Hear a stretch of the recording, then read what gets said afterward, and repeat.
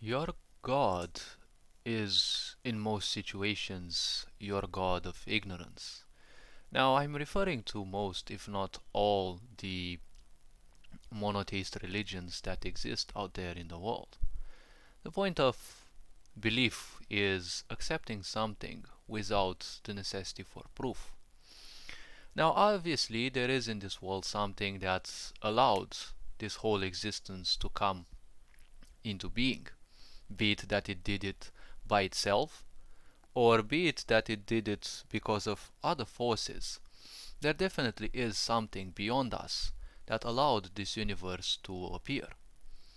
Now that the human ego stepped up and one time in its history it said that that which created the universe is a greater human. That is like animal behavior. Because if an animal would step up their awareness, they would say a bigger version of themselves is what there is out there. This is part of the first realization, as I call it, because once you realize that there is something greater than you, you're still, at that first time, you're still fully, um, you're fully recognizing your shape as being the greatest because you are the most accustomed to it, right? A dog cannot be a cat, and well, no other animal will be another animal because they are well too embodied in their own existence. And let's not forget, their whole existence is based on survival. That is why animals have so sharp senses, because their existence is so highly based on survival. So this also means they are well accustomed to their way of being, to their senses. If such a being suddenly becomes a bit more aware that there are things beyond their initial comprehension, they will understand there is something greater than them outside. Let's not forget that life stems from the smallest version and grows into the larger one. It is so with each and every species. First of all, you are nothing but a cell and you simply grow. You will always aspire towards something greater because this is ultimately the point of life. Whatever you have, whatever you are, you always want to be something better. From a narcissistic standpoint, that which is better than you is always a better version than you because, well, the narcissistic mind can only imagine something better than them, like them in the future, how they would imagine their even more perfect image to be. This, in a way, has kind of been implanted in people's minds. Now, when you imagine that you are better, right, than what you were yesterday, or what you are nowadays, when you imagine that, it's not a problem. When you envision yourself as that, again, it's not a problem.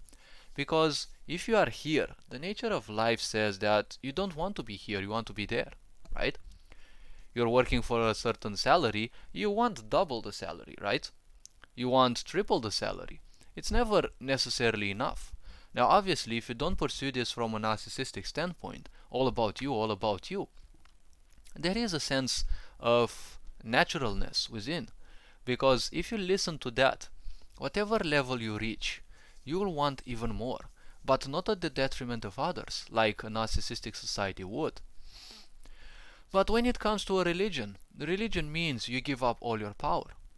Because suddenly you need a priest, or whatever their name, to contact you to divinity. But if something created this universe, right, if so-called divinity has been strong enough to create this universe, the point is, you are part of that creation. So the question is, the most important question is, why would you need someone to represent the connection to divinity?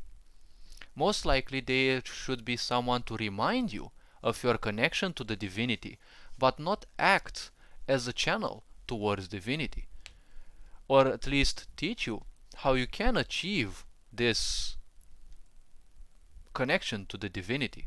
Because ultimately that's what a guru would be. Someone who reminds you of things or shows you ways you haven't trespassed yet, you haven't uh, walked upon. And since they are trailblazers, most likely, or people who have walked upon certain paths which most likely are far less traveled, it is better to follow one. Because if you follow paths that you don't know, you may easily get lost. And you don't want to get lost in the entanglements that the inner existence has. Because it may take a long while to come back. That is, in case you can actually get back. So, in a way, if your deity requires you to simply give its power, or to simply fear it, why would you have to fear a being? If a being has created all this universe, the problem with religion is it addresses itself the best towards people who simply believe that the whole universe is this world, that which they know around them, the neighborhood, the country they live in, or something as small as that. Such people will always be easily ruled by this idea of religion. But when one comes to understand that the cosmos is far broader than our planet, which is nothing else than a speck of dust, in technically a bigger speck of dust, which is the solar system, which is basically like an atom in a bigger speck of dust, which is the galaxy we live in, because there are billions of galaxies, as science also has shown, right? So the question is, if there are billions of galaxies, if this universe is so big, how can you end up fearing a certain deity? That deity that created this whole universe most likely doesn't even know of our existence. And even if it does, I'm sure none of us would be more important. Because in billions of galaxies, there are billions of billions of billions of, let's say, foci to take into account, right? If each planet would be a focus, be it that it bears life as we know it, or any other form of life, each of these would be equally important to a divinity.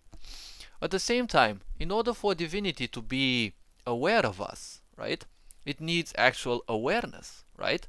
But when you have awareness and you simply couple it with creation, then that creation will always be subjective. And when you become subjective, you are simply subject to all your pains, traumas, or whatever aspects that have shaped you in your life.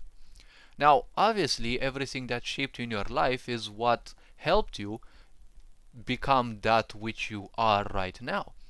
But at the same time, if you allow that to shape your power of creation, then you will always be in some way racist or repulsive in a way. Because in a society where we live in constant hatred one for the other, because that's basically how society can rule people, right? Through separation. Well, in such a society, people will always hate other people, either because they become successful or because they have been wronged by a certain type and now they generalize everything. Because if some people are simple enough, let's say someone, it doesn't matter what skin color they have. If someone is, let's say, molested at a young age or whenever in their lifetime by someone, let's say, by a darker skin tone or a lighter skin tone, they will end up most likely hating that specific person. If they are ignorant enough, most likely they will generalize that. And there are a lot of people who say, black-skinned people are bad, or white-skinned people are bad, because as of what I see, it's more and more prevalent nowadays that people say, if you're white-skinned, you're automatically bad.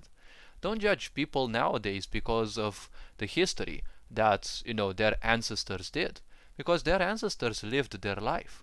And they did what they knew. They did what they could. That is why also, what is it called? Oh yes, forgiveness is also another way that people can be ruled through religion. Because it's the same thing as in family, right? When you have abusive parents, you'll always be made to feel sorry that you have, done a mistake, right?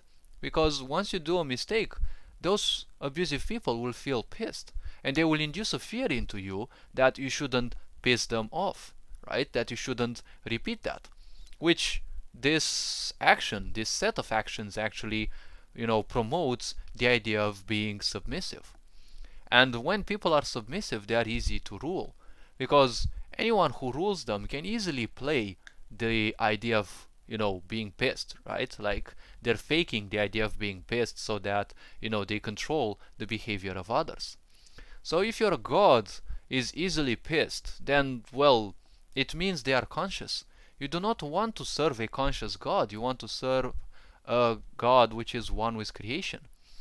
Creation is unconscious because it knows how to create these things with its own perfection. If you look at our solar system, if you look at our planet, everything is perfect in here. And so much variety exists. Imagine that your gods, would suddenly become conscious. How easily biased could they become? So imagine that, I don't know, they become biased and they say, what if Asian people, no longer exist, right? Because, they may have become, biased towards something. Or what if other types of people wouldn't exist? That is a problem.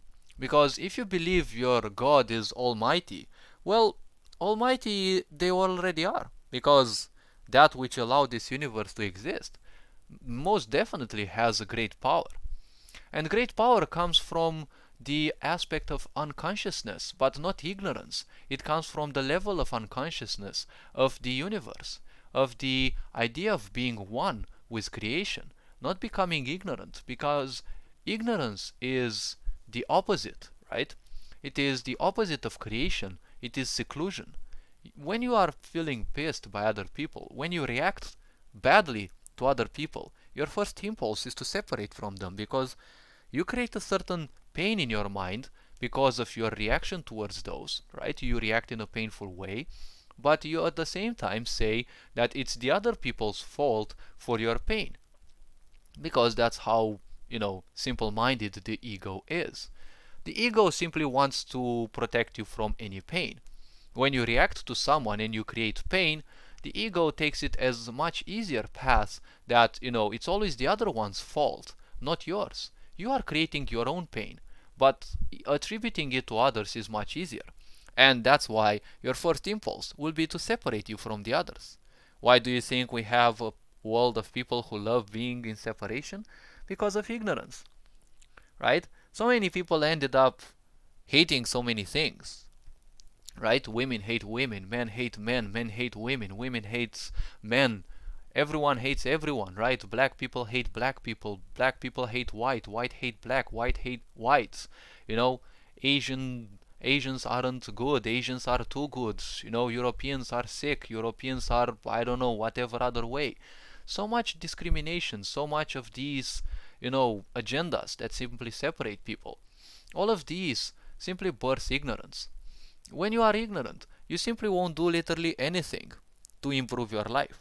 So if you don't do anything to improve your life, you're simply ceding your power to other people. When you allow other people to control you, where is your power? We are also said to live in a so-called democracy, but democracy means the power of people. But the power of people can only exist in awareness. This society is doing its best to keep you in unawareness, right? In ignorance, in separation. Because people's power means that they are united. They know what they want, they know what they need, and they are doing that. Because why do you need rulers, right? Leaders are important because a leader is different than a ruler. A ruler is someone who rules by the rule of thumb. A leader is someone who inspires other people, who seeks to wake them up. They tend to be a bit like a guru, because they are that which you most likely are missing. They are that path that one needs to lead or to follow towards own liberation. Because liberation means becoming aware of how much you've been a slave towards your own mind. Because the mind has thousands of layers, obviously each more capable than the other to simply, you know, um, screw you over. But ultimately, there is one simple point. Managing your own life is the best thing. Once you become aware of how much suffering you have created through your own ignorance, you will simply automatically and naturally no longer feel like you actually need to follow a god, the god specific of any religion. Because ultimately, what you need to follow is a greater version of what you want to become. That which you like, do it in your life, because The more you live life, the more conscious you become, the more in tune you become with your own emotions. So if someone wants to impose pain upon you, you will instantly feel it and you will say, hey, don't cross the border. But if people are ignorant, ignorance is nothing else than, an anesthetic. Because ultimately, ignorance means you're detaching yourself from your mind and from your emotions. If you're no longer capable of feeling emotion, you're kind of dead. Because when you draw the line and you're on your deathbed, the point is all your emotions that you have felt in your life are those which you will actually remember. Even psychology says that you don't remember moments in life, you remember the emotional attachments, the mental attachments you made towards such moments. That is far more important to the body. So the more aware you become, you understand that there is a greater version of you that always exists out there. Obviously, it is fictitious. It is fictitious because, well, it didn't happen yet. But based on what you like, you'll always imagine yourself being better. You can paint very well. Well, you'll imagine that you can paint even more, right? Even better. Or you acquired, the painting style of other people, right? So broadening your skill set, or simply improving your skill set, right? This is always part of what life is.